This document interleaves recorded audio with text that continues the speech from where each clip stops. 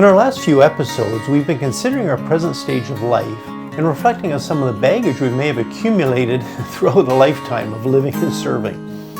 We reflected on if we had become disillusioned with life or if we had become apathetic, believing that our best years were behind us. Now, as we conclude these first three introductory episodes, I want to discuss 3 steps we can take in order to move forward in our lives.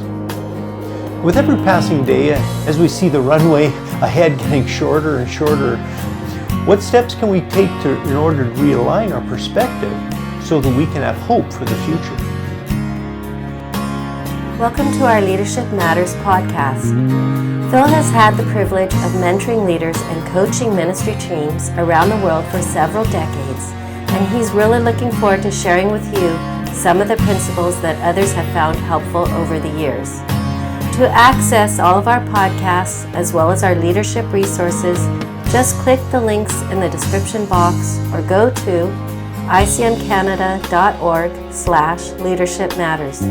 If you want a copy of this complete study, just click on the link to download it. Now let's join Phil for this episode. Well, welcome back.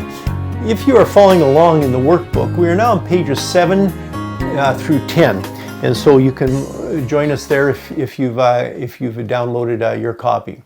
You know, and we're going to finish off the first section of the Finishing the Race guide. You know, as with every stage of life, being proactive is really the key to success. One thing I have observed is that most of us tend to live each stage of life based on principles we have learned that have worked previously in our life. It only makes sense, right? Often, it is not until we're well into the next stage of life that we recognize the need to make changes. But the reality is that the principles and strategies that worked for us in our 30s, for example, are not the same ones that will work in our 40s or in our 50s and so on. Yet we kind of get locked into a certain way of thinking or doing things, don't we? Yeah, we tend to keep functioning in the same way, particularly if those things have been successful for us in the past. You know, as Einstein is noted to have said, we can't do the same things and expect different results. You know, that's the definition of crazy, right? So as we age, we need to learn to adjust our approach if we're going to finish our race successfully. I would suggest that instead of waiting until we're well into the next stage of life, before we make our changes, it's much more effective to be proactive, to make those changes ahead of time. Changing our actions, maybe even some of our values, as we anticipate the next stage of life, which is just around the corner. In Matthew 9 is 16 and 17, Jesus teaches this principle by using the illustration of wineskins and patching old clothes. As with the process of aging wine and wineskins, we have to remain flexible in order to accommodate the new wine. In other words, we have to continue being flexible in order to how we do things as we age. It is the same principle illustrated with putting a shrunken patch on unshrunken new clothing. They both need to be in sync for it to work. Now, another way of describing this is using the sigmoid curve. Now, this diagram illustrates both inflection points in life we all go through. The basic principle is that the attitudes and activities that have made us quote-unquote successful are not necessarily going to be the same ones that will keep us there. The tried and proven ways in which we have functioned in the past will likely not be the same ones that will help us successfully navigate the future. Throughout every stage of life, we eventually come to a point of stagnation. Wish it wasn't like that, but typically it happens. If intentional steps are not made at those inflection points in our ministry, in our marriage, our personal, our relational life, we'll begin to decline and not reach our potential. Continuing to just do the same things over and over again, usually at some point, no longer works.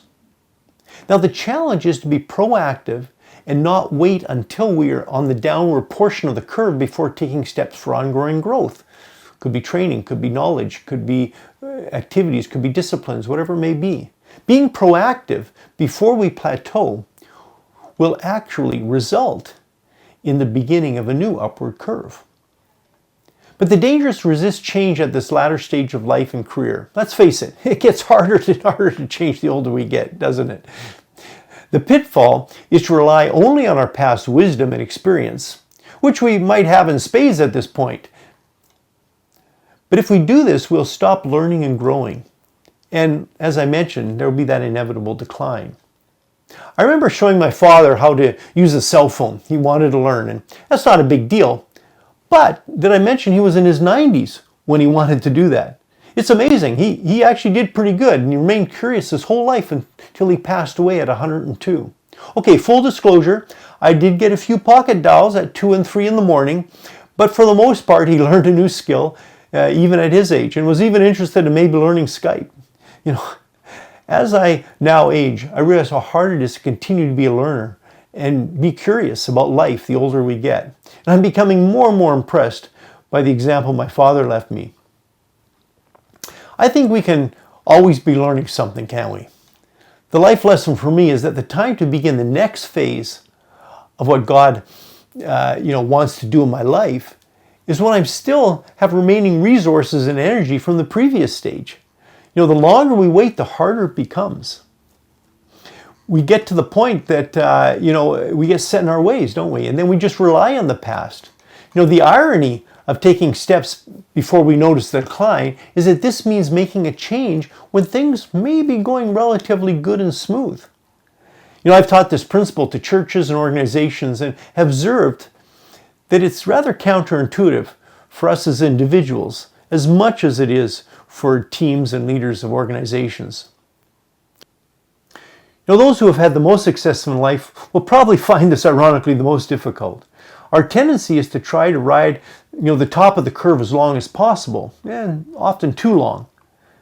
We then get stuck, and if we continue doing the same things for too long, we'll plateau in our lives. Decline at that point is inevitable. If we wait too long to make a change, at some point we'll lack the resources, energy, and even the time, as the runway gets shorter, to begin a new curve in our life. You know, in the ancient prophetic writings, God encourages us to forget the former things. Do not dwell on the past. See, he says, I am doing a new thing.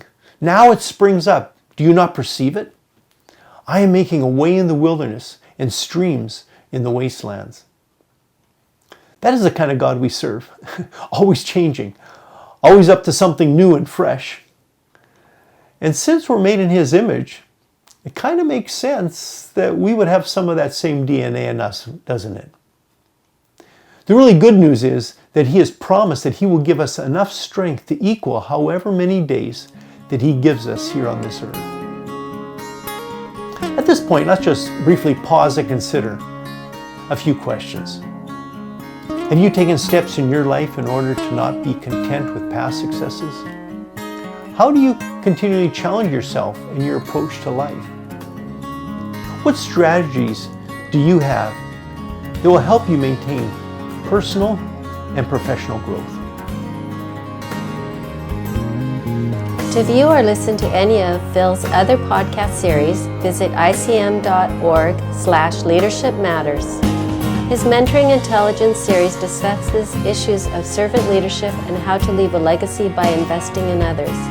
Other series include a study of how to develop and manage multicultural teams, a series to strengthen your marriage, the first team, as well as a discussion of how to implement the equipping gifts in a local church.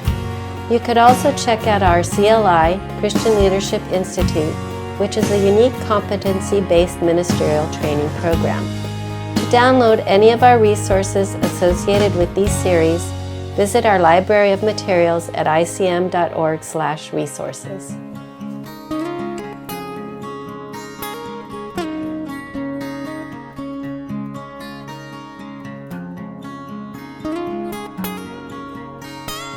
You know, in the first book of the Torah, we read of the patriarch Isaac reopening wells that had been dug years earlier by his father Abraham. You know, their enemies, the Philistines, had filled them up these wells after Abraham had died. And they had become useless as wells.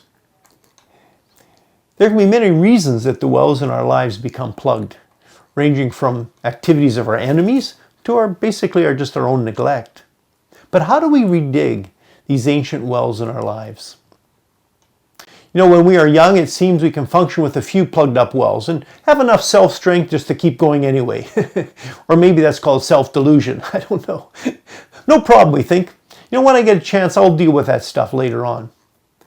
Of course, in the busyness of life and work, we never really actually get around to it, do we? And for a time, we can keep all those plates spinning around. But at some point in our life, those plugged wells will begin to affect our health, our effectiveness, and our relationships. To mix my metaphors, the plates come crashing down.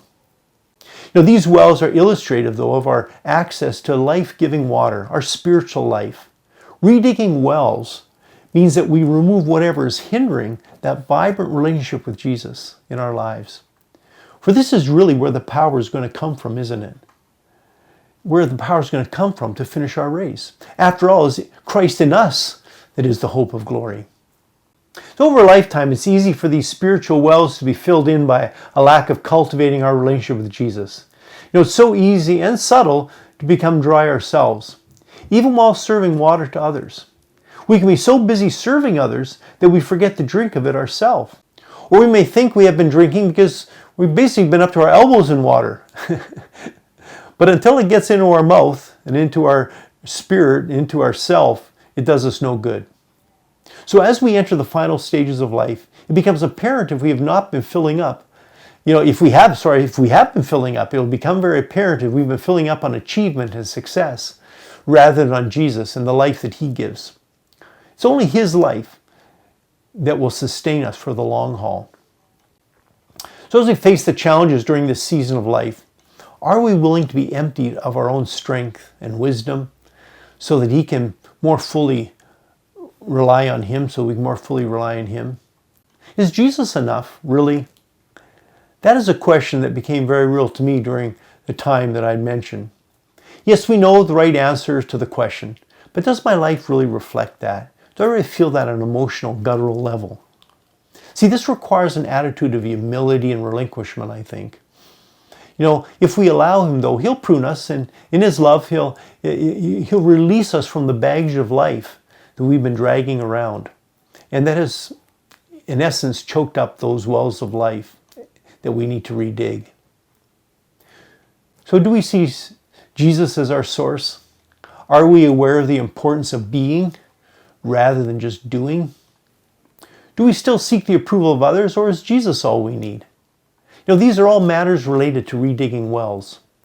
This requires some patience and grace on our part, of course, because unhealthy habits that have developed over decades, they're not going to change easily or quickly.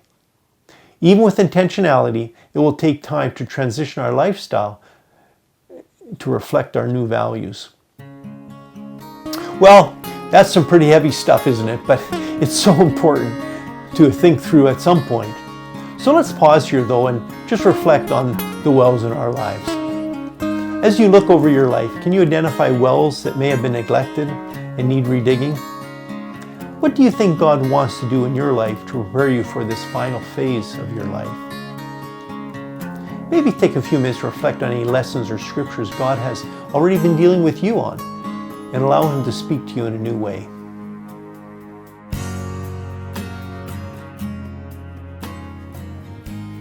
So as we transition in our final years of life and productivity, we have the opportunity to realign our priorities, focusing less on ambition and success and more on the importance of a relationship with Jesus. This is particularly important for those of us who have spent a lifetime serving others. One of the occupational hazards of ministry is that we can get our identity and fulfillment from service rather than from that intimate relationship with Jesus. Over a lifetime of service, it's easy to have spent most of our time giving bread to others while failing to eat the bread of life ourselves. If we have wrongly associated serving God with having a relationship with God, we will likely come to the last lap of our race tired and burned out. Like the elder brother in Jesus' story of the loving father and prodigal son. It is possible to have been in the Father's house all along and yet not have cultivated a real relationship with Him. Serving God is no substitute for spending time with God. Meaning and purpose then do not come from doing things for God, but rather spending time with Him. It is only out of this relationship that we will have the strength to finish our race. And navigating these waters successfully at this stage of life will result in us having renewed energy, a renewed vision. Just like Caleb of old. I'm sure you remember him, right? He was one of the spies that scouted out the promised land. He's got to be one of my favorite biblical characters. Yet through no fault of his own, remember, he wanted to go to the land right away. He ended up wandering around in the sandy desert for the next 40 years, and then burying all his friends and peers in that same sand. Yet instead of getting bitter, in his 80s, he is still full of passion and purpose. Man, I find that pretty inspiring. Let's pause now to consider, in what ways have your values shifted and need to be realigned? Have you substituted service for God for cultivating a relationship with God? As you reflect on Caleb's life, what lessons can you apply for your own life? But how did Caleb pull this off? For sure, it just didn't happen because we wake up in the morning, or because he woke up in the morning for 40 years. He must have been intentional in what he was doing, what he was thinking, his activities, in order not to become bitter. So as we close this episode, we're going to transition in the next few episodes to the important task of assessing what life has dealt us and how we have become who we are. We all know lots of older folks that are nothing like Caleb. Let's be honest. What's the difference? How do we get there? How do we become like Caleb? So we're going to come around full circle back to Caleb at the end of our series, but we need to first review a bit of our past and who we've become before we then consider moving forward with vision and purpose. So next time, I hope you'll join me as we discuss how to avoid fatigue and burnout. Thank you for listening to Leadership Matters. If this has been helpful, please remember to like, subscribe, and share us. Doing this will enable others to benefit from this material as well. And remember, if you would like to have your own copy of this study, just click on the link in the description box, and for any of our other leadership resources, go to our website, icmcanada.org/resources.